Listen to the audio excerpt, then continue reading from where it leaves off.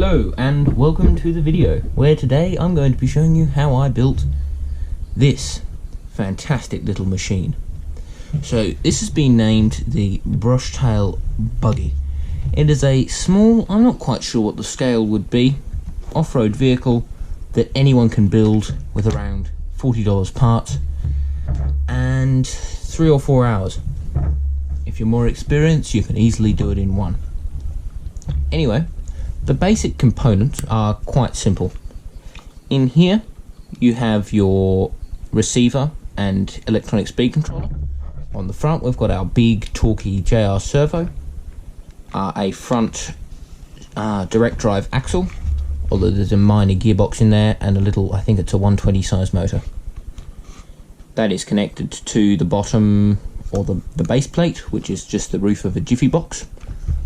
Here we have another Jiffy box that is slightly smaller, that houses receiver, speed controller, and acts as a brace for your 4, I guess you'd call them shocks. Up the rear we have yet another direct drive axle. So before I get into the direct specifications, this thing was a one night build. Those of you who have been watching for a while may recognise the bogies here and here from the 8x8 build. It broke and so was torn apart. So now into the specifications. That is a JR 502 size plastic high torque servo. I know that doesn't really make sense, but it does exist. In here we're using an HBX receiver and this little pistol grip radio. I could be using my much better FlySky or JR Propo stick radios, but I decided it was a silly build and pistol radios are silly, and so it suits. In here, as I stated earlier, we've got the little 120 motors. You've got these tyres on the front, are pretty strange. They're from a Meccano set, but they're going around the standard hubs that came on the little rock crawler, which I'll get to in a moment. On the back I've got the standard tyres. I'm running a little 20 amp speed controller off eBay, which I'll show you in a minute. It cost about $5 and they are awesome. I'm running a 1300 milliamp hour 2S LiPo from Predator. It's pretty good, and I think it's a 20C discharge. Here's a close-up of one of my servos. See if it'll focus. Well, it won't, but it's an NES 505. Here's another close-up of one of the axles I have. It's just detached. You can kind of see here you've got 3 little holes. They would hold the linkages that would secure it to the body of the cheap crawler that we used. If you haven't seen that, go check out the 8x8 video. So that's the non-steering one. Here's the steering one. It's pretty basic. And here you've got a decent idea of what the linkages used to look like.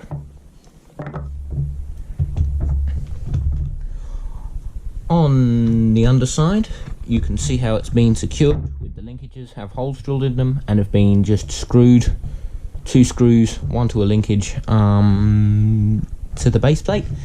It's pretty jerry-rigged, but it works. So that's pretty much all you need to know for that.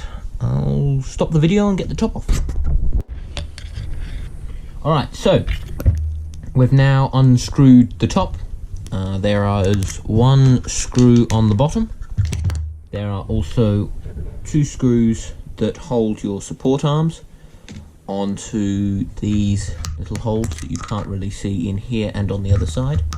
So once you've removed that, it quite simply just folds open, and we have our HBX receiver and our 20 amp speed controller. As I said before, $5 on eBay, best $5 you'll ever spend.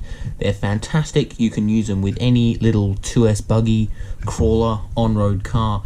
I've even considered using that for a chopper tail rotor on a little fixed pitch heli. Anyway, that runs a JST plug, same as on my LiPo.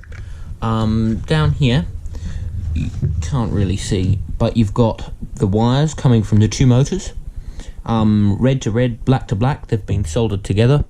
They've then been put into a connector that have gone to a female JST plug that has gone onto my electronic speed controller.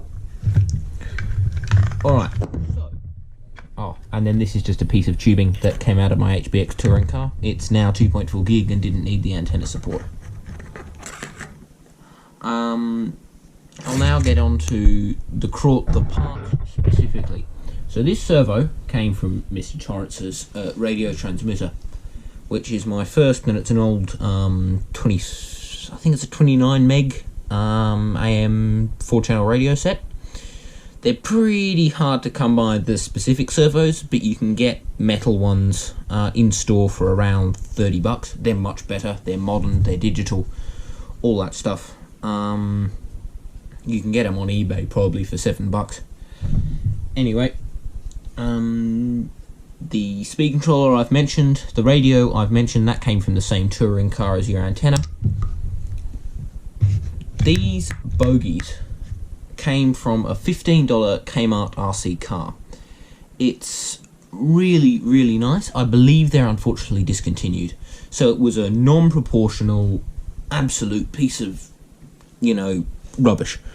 $15. You'd go in, you could buy 2 of them, 3 of them, 4 of them, and they just gave you one drive bogey and one steering bogey. And that is all you really need. They were fantastic. We built the 8x8 out of them. I've built this out of them. So if there's a Kmart near you, they still stock them. I'll have it linked down in the description below. They're really fantastic, and if you intend to do DIY ground projects, then they're perfect. In fact, these tyres also make great dampers for heli skids, but that's for a later video. Anyway, I'll have specifics for Jiffy boxes down in the description, all the parts except for the radio, because it doesn't exist anymore and probably shouldn't. I'll instead link probably a FlySky GT4, or one of the ones I would strongly recommend you using for this project. I'm not a pistol radio person, so I'll eventually be switching this out to use with my Futaba Super 7, or possibly my FlySky FST6.